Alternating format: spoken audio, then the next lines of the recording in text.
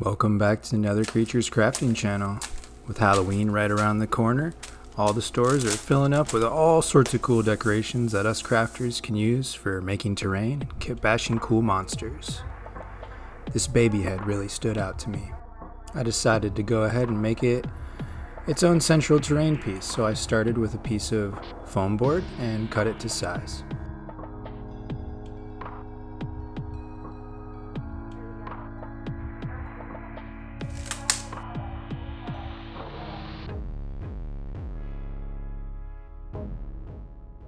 After cutting up the foam board to the size I wanted for my terrain piece, I beveled the edge by just taking a blade and cutting it at about a 45-degree angle.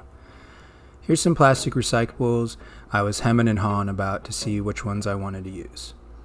I decided I should at least take the idea out of my head and onto paper, so here's a quick masterpiece. I knew I wanted the baby head to be the central piece for the terrain, and I was going to use this shampoo bottle to be kind of like a ruined building, maybe that's crumbled to the ground to the side of it. Once I was confident that that's the idea I wanted, I went ahead and chopped up the baby head so that it kind of tilted on the foam board.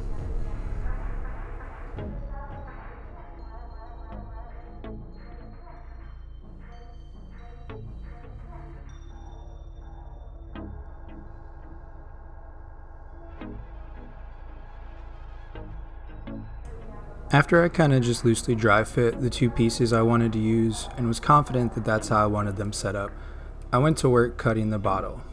First cutting it at an angle so that it tilted like the tower I wanted it to represent, and then kind of cutting out some of the top parts so that it looked like, I don't know, maybe a catapult strike or a dragon had bit off the top or something.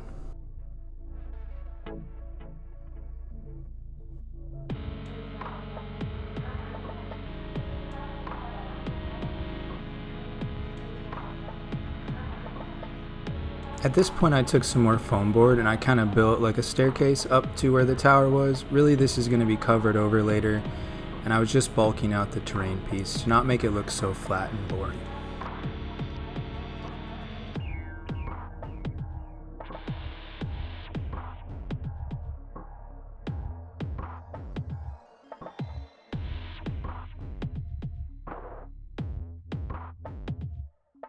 Once we were pretty confident with our layout, we busted out some XPS foam, and we're just cutting a big strip of it and cutting that strip down into tiny bricks. I didn't take care to measure the bricks or anything because most of the builds I make are kind of janky, and I like the way they turn out like that. If you want them to be more precise, you can cut all your bricks to an exact measurement if you like.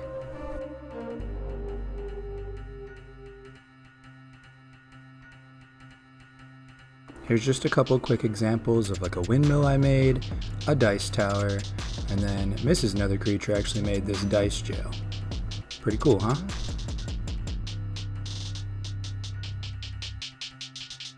Those were all using the same brick technique, so after I took this piece of plastic outside to sand, quick tip, sometimes the plastics you'll use from recycled materials will be super hard to glue stuff to, but a quick sanding fixes that really quick. So just one brick at a time, we're hot gluing them down until we get a good row of them. When it comes to the second row, what you're going to want to do is offset the bricks, not stack them one on top of the other, like this, not like this, like this. See? Makes it kind of look realistic.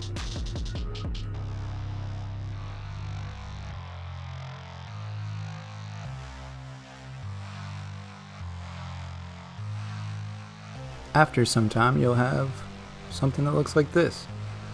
I didn't care about overlapping on the bottom because I knew that was going to be covered with rubble and stuff. But when it came to the top, I did overlap because I knew I would take an X-Acto knife and just cut off the bricks from the top. That way they look like broken bricks.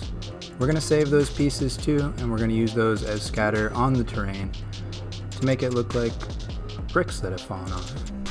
You'll see.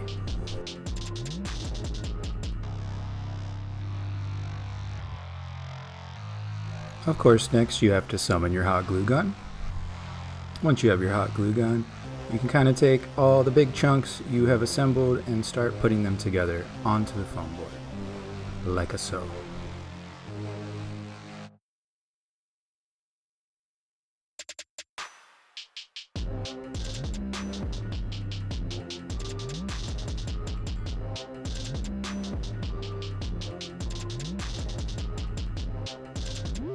And then real quick, using an X-Acto knife, I added some battle damage to the baby skull because later this is going to be painted up to look like stone hopefully, and maybe it'll be a crack in it.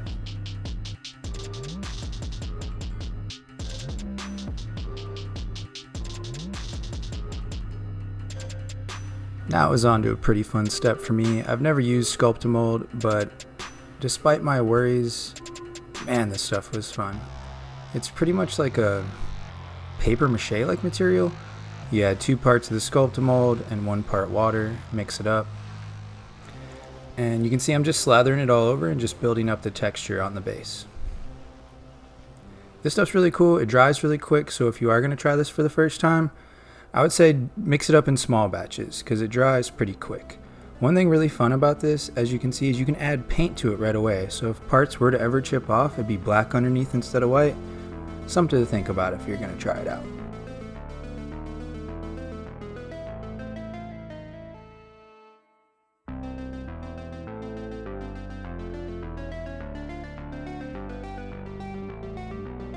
Cool, on to the next day. I waited 24 hours for this to dry thoroughly. And all we're going to do is add a bunch of rubble. You could definitely get away with doing this with PVA glue, but if you've seen any of my past videos, you know I'm pretty impatient, so I use super glue throughout. Just kind of putting the super glue down and then putting some of the broken bricks, some broken popsicle sticks to represent wood, and dusting on sand and little rocks. Overall, it'll give a pretty good feel of a ruined rubble terrain. Let's check it out.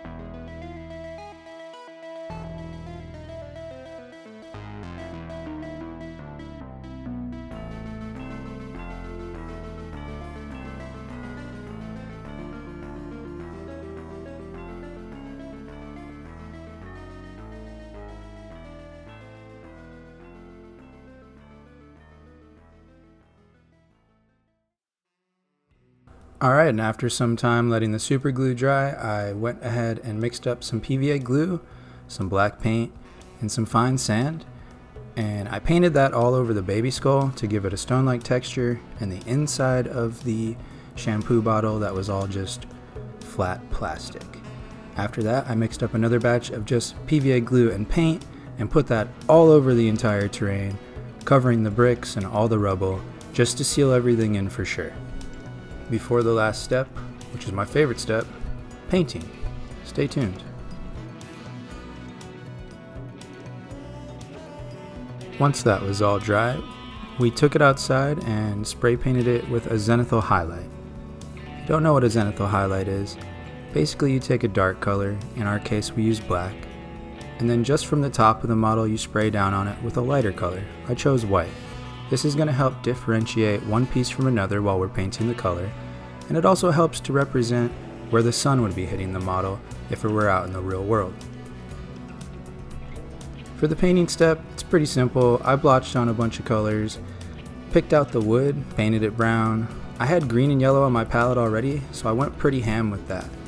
We're using watered down paint so it doesn't add too much color right away, and this is just kind of going to be like a base coat.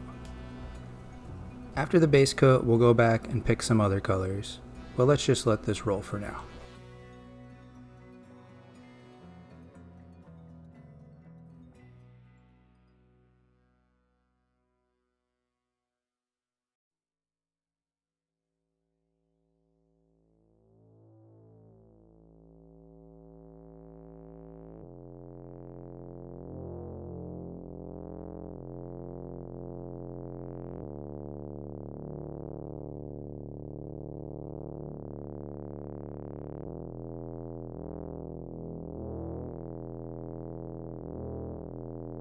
This is a new technique I've been using oil paints as washes. I use this odorless mineral spirit and these cheap acrylic paints to just put a little bit of paint in a cup, and mostly the thinner. You mix that up and you can really drench the model with it. What's cool about oil paints is they get into the crevices just like acrylic paints, but they take a long time to dry. Like, you have to let them sit overnight. What's cool about that is any parts you're not satisfied with that you think got too dark, you can easily just take a paper towel and some of the mineral spirits and wipe them off. You have all day to decide. Pretty neat.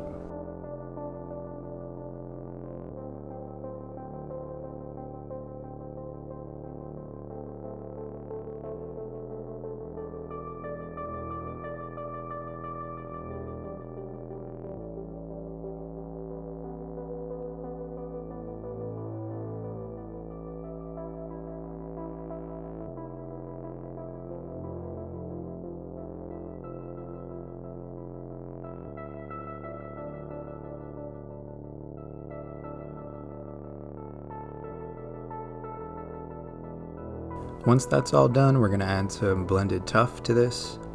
This stuff I got from a Hobby Lobby. You get it where they sell the train stuff. It's pretty cool. It shakes out like a powder. It's pretty easy to apply. You're just going to slather on some glue onto the base where you think you want there to be a grass look. You're going to dust it all over. Then taking some watered down glue, you can go over the grass and that'll really seal it to the base. I also take some of the grass and mix it into the little glue mixture at the end, and then I use that to make like a mossy effect on some of the stone and stuff that's up high.